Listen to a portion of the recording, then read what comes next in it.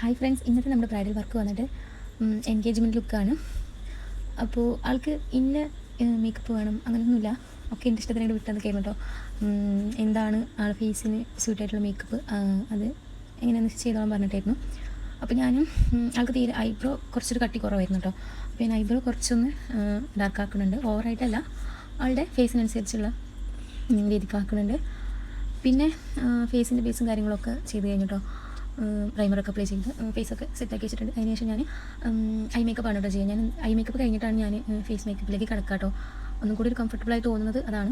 അപ്പോൾ ഞാൻ അപ്പോൾ ഞാൻ ഐ മേക്കപ്പൊക്കെ കംപ്ലീറ്റ് ചെയ്തിട്ട് ഫേസും കംപ്ലീറ്റ് ചെയ്തിട്ടോ. അപ്പോൾ ഐ മേക്കപ്പൊക്കെ കഴിഞ്ഞ് കംപ്ലീറ്റ് ആയി ഫേസ് മേക്കപ്പ് കഴിഞ്ഞ് നമ്മുടെ ബ്രൈഡ് ഫൈനൽ ലുക്കിലേക്ക് വന്നിട്ടുണ്ട് കേട്ടോ. ഇത് ആളെ ഹെയർ സ്റ്റൈലൊക്കെ ആളെ കംഫർട്ടബിൾ അനുസരിച്ചിട്ടാണ്. കാരണം സെൻറ്റർ പാർട്ടീഷനാണ് ആളെപ്പോൾ കൊടുക്കുക, അപ്പോൾ അത് തന്നെ മതി എന്ന് പറഞ്ഞിട്ടാണ്.